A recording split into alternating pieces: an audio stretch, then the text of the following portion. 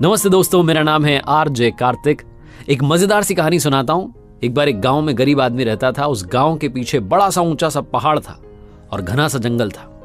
वो गरीब आदमी जंगल में जाता था, लकड़ियां बीन के लाता था, अपनी फैमिली चला रहा था, बीवी बच्चे पाल रहा था। एक दिन उस आदमी ने जंगल में अनोखी चीज देखी जो उसे अब तक कभी दिखाई नहीं दी। वो चौंक गया। पहाड़ पर एक चट्टानी शेर बना हुआ था, पत्थरों से आकृति बनी हुई थी शेर की। और ये जो आदमी था, इसे वो जगह बहुत अच्छी लगी। उस जगह ने इसको बड़ा फैसिनेट किया। ये रोजाना वहां जाकर के लंच करने लगा। अपने साथ जो रोटी सब्जी लेकर के जाता था, वहां बैठ करके आराम से खाता था। एक दिन ना जाने इसको क्या सूझी, इसने अपने भोजन में से थोड़ा सा हिस्सा, एक रोटी का जो टुकड़ा था, वो शेर के मुंह में रख दिया। और उस दिन के बाद से रूटीन बन गया कि भोजन करने से पहले शेर को खिलाता, उस पत्थर के शेर को, और फिर अपना खाना खाता।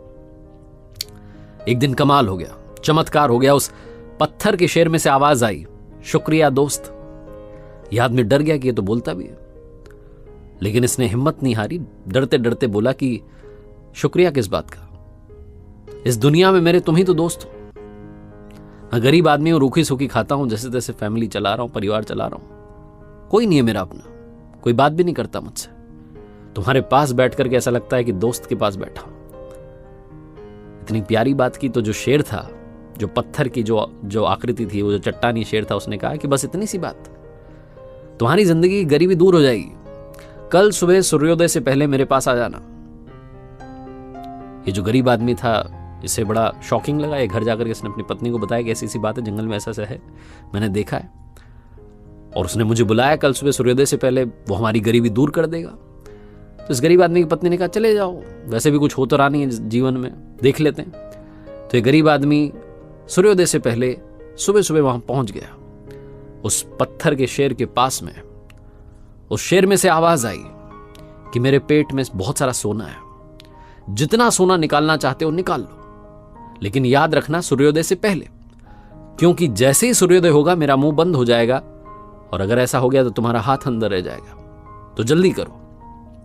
इस गरीब आदमी ने उस शेर के पेट में हाथ डाला और अंदर से जितना सोना चाहिए था थोड़ा सा निकाल लिया।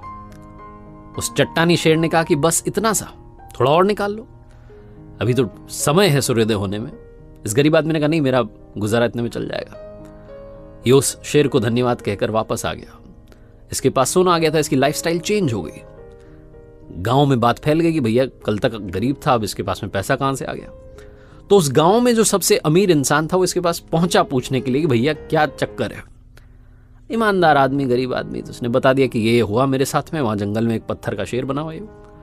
वो जो अमीर आदमी था गांव का, उसके मन में और लालच आ गया। उसने कहा चलो भैया अपन भी और अमीर बनते हैं। तो वो गरीब के कपड़े धारण करके और फटे पुराने कपड़े पहन के वहां जाने लगा, और उस शेर से उसने दोस्ती करना शुरू किया। उसको जाकर के भोजन कराता है वो, और उस शेर ने भी उसको यही फॉर्मूला बताया कि तुम्हारी गरीबी दूर कर दूंगा, सूर्योदय से पहले आ जाना। ये जो अमीर आदमी जो लालच में था, ये पहुंचा, और शेर ने वो नियम दोहराया कि सूर्योदय से पहले पहले हाथ बाहर निकाल लेना, मेरे पेट में सोना निकालो तो हाथ बाहर निकाल लेना, वरना मुंह बंद हो जाएगा। ये जो अमीर आदमी था, लालच में आ गया, सोना निकालता गया, बड़ा सा झोला लेकर आया था।